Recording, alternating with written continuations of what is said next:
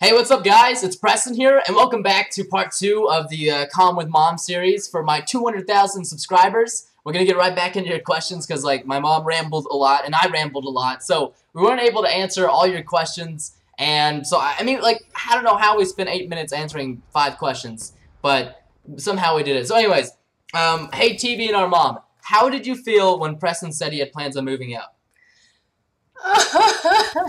I moved out so I moved out with a mindset of I want to get as big as possible in Black Ops 2. Like, I want to focus a lot on Black Ops 2. And we had just moved houses because, like, yeah, we just moved houses. The internet was really bad. I couldn't stream. And back then I was streaming, like, Modern Warfare 3 every day. And the internet would cut out. Viewers would get mad. I'd get mad. And also, the room was really, like, I don't know. It had lots of holes. Not, like, holes, but, like, basically, when anybody would talk, like out in the living room or the kitchen, like 30 feet away, it would come into my room, or vice versa. So if I was doing a commentary, everybody in the house could hear me. So it was just like a really bad situation. And so I was like, you know what? Time to look for an apartment or a townhouse or something. And then we spent like a Saturday, right? Like me and my mom and my dad. We spent one day looking, and we found the place that I really liked, and it was like 20 minutes away from them. And we chose it. And it had Verizon Fios. It had, like, the best internet possible. And that was, like... It seems how he's rambling, and the question was, how did I feel when he moved out? I'm sure she felt fine. I was so sad and cried and was depressed for weeks. And that's why those of you sweet little trolls out there who kept going, why is she on the stream? I missed him, and I wanted to check in and make sure he's okay. And I was very, very sad, and still am sometimes sad because I text him almost every day, and he doesn't text me back busy playing until video like games. the next day because he's on with his cyber peeps. So cyber people are it was very hard. They're important to me. Yes, you are important to all of us. I'm important to cyber people. Anyways, next question is, how did TBNR Mom and TBNR Dad meet? Oh gosh. Oh. Why'd you have to ask this question? I love it. It's my favorite one. We met at a network marketing meeting when I was barely 21 years old. And fell in love. It was love at first sight. We married 3 weeks later, and I've been married for a very long time since. And so we're both self-employed. I'm a realtor, an investor's realtor, and my dad sells death. Yes, funeral death. But he retired from the military after 27 years as a reservist. And see, people get confused. In the Air Force. People get confused because I say he's a 27-year-old veteran. Yes, he is. And as in he was in the military for I27 years. Yes, he did. He's like 50 years old went now. over to the desert many times, and we made a lot of sacrifices there as a family. And so thank you to all of you who are out there who have served our wonderful, free, enterprise, loving freedom country. We just basically too long didn't read. Dad interrupted Mom at a convention, and they Yes, we met and married. Easy. That's what you should have said. Too long didn't read. He interrupted I'm a mother. I have a lot to say, people. Okay. I love this one. Man. So, basically, I'll let you read this one off. Okay, it says, what do you like about your mother the most? This one is really hard for me because, like, I don't know. Who likes saying what they like about their mother in front of 100 million people? I don't. Even though it's not 100 million, I guess.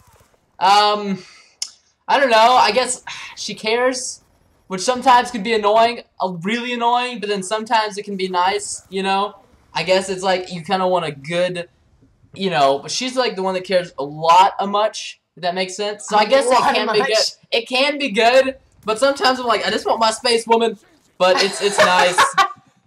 It's nice to know that she cares, even though sometimes I'm just like, just no. Anyways, it's nice. There's a go. That's one thing. Second thing is, she set a good example for me. It's like me swallowing my pride, guys. This is hard to do. I'm a prideful man, and it's not easy saying these kind of things. So, she set a good example for me. I like that about her. I guess, you know, she gave me a good childhood. That's something to be proud about. I guess she also birthed me into this world, which is her fault, though. So, it's not like I didn't ask to be birthed in this world. I'm just saying. Like, moms are like, I brought you in this world. I can bring you out. I'm like, well, I didn't ask to come here anyways. So, yeah, it's not my fault. Anyway, so those are the 3 things I like about my mom. And I hope you guys enjoyed me having to swallow my pride because it's... Get the Kleenex. That was just... difficult. Okay, did you play any sports, Preston? We're running out of time. I played baseball when I was like really young, like 8, 10. Played lots of baseball. Yep.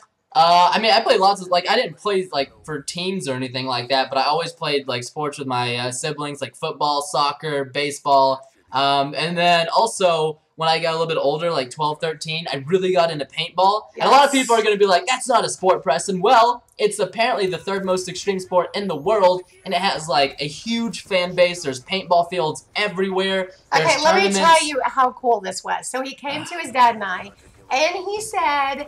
He was 12 years old and said, I just want to get into paintball. I love it. I'm into it. I want to do it. And his dad and I said, okay, it's the most expensive sport you could have chosen. And since we have a lot of children and feel like everybody should pull their own weight and contribute, we told him to get to work, and he started mowing the lawns and cleaning out garages because every time you go play, it's like $80 a pop, people. Yeah, it's like 70, $80, but you could have just spoiled me and let It's me very expensive. But so he's been playing paintball for years, and he's very good at it. And probably I was getting into like the competitive level, but then it was too much. At that time I didn't have a driver's license, so basically those are like my favorite sports. Like paintball's my favorite sport. I enjoy playing baseball. Actually, in high school, my senior year, I did play for a private school baseball team, and that was a lot of fun. So I'm a big fan of some sports. I don't like watching them. I like playing them, though. I'm an active dude. I personally think paintball hurts. I played one time, and you played like way long ago. Paintball is the best sport. Paintball is just the best. Okay, let's move on. Paintball, basically. We're almost out of time. We have run out of time, Mom. You gotta chill. I got like 10 minutes on this sucker. How did you come up? Yeah, Preston is like the worst name ever. How did your mom come up with the name Preston? Okay, Such so a bad name. I just want you all to know his name is Preston Blaine. And I looked it up, and I wanted him to have a good, strong, solid power name. And Preston means king and priestly. And then Blaine, I am a product. I'm 39 years old, and one of my favorite movies was Pretty in Pink. You aren't going to even know this movie, but go out. Did you really name me after that movie? And one of the actors in there, his name was Blaine, and I just was smitten by him when I was a teenager. So that's how I came up with Preston Blaine. I never knew I was named after a homosexual male in a movie. He was not. The movie is named Pretty in Pink. It's no, homosexual. It's flaming. It's a great movie. No, okay, nobody's gonna watch it. That's like asking people to watch Pretty Woman. Nobody's gonna watch it. Stay focused. I am focused. You named me after an awful movie. I'm really upset. Oh, this is a good question, son. Okay, read it. Has your mom been an inspiration for you to keep going on the YouTubes, aka YouTube? What? Have I not supported you and been your biggest cheerleader? Yeah, they just don't say it that way. Anyways, it's true. I guess so. It's basically, Mom and Dad don't understand anything about anything because they do real life stuff and I do the online stuff. So they're like, what does this mean? Are you gaining subscribers? He was doing his 200 Moab stream, and he went and fell asleep. And I stayed up for 2 days straight and watched the stream live the whole time. I was in the house and watched him and supported him. He went to go fall asleep because some wonderful sweet trolls out there kept deciding to crash. No, it's called DDoS. And when they were trying to get it back up, I went and I made him get up and get awake, and I shook him and I told him, get your booty up and finish. So yes, I'm an inspiration, even though he's not going to answer. That's not inspiration. That's just called bugging. That's like not even inspirational.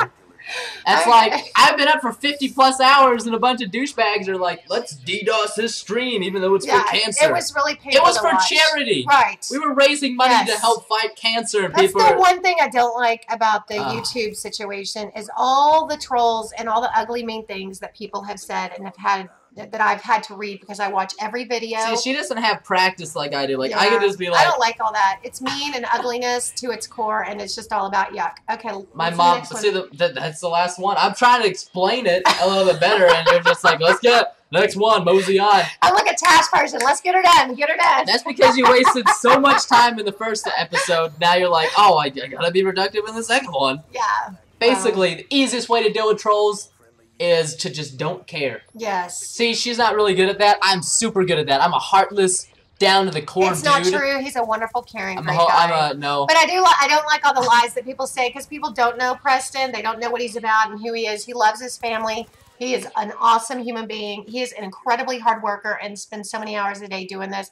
He loves what he does. He wants to bring you the very best content and entertainment. And he gives it everything he has. And at the end of the day, if you do what you love and you're passionate about it and you're driven, I mean, how could I not be happy for him? I couldn't be any prouder as a mom.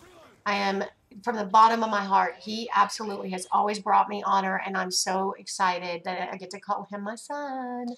All right. Anyways, more Kleenex, more Kleenex. Yeah, exactly. This is too much. I'm doing next one with Dad. Next one's doing with Dad. We've now just turned into a soap opera. Anyways, guys, thanks so much for watching episode part 2. If you guys want to, you can check out part 1. Thanks so much for all the support, dudes, and 200,000 subscribers. Hope to see you guys to 500,000. Yep. That's my next goal. Yep. So we'll see you guys later. Thanks so much, and thanks for never mind, Mom. Just goodbye. I'll see you in the streets. No, you won't. No, you won't. Bye.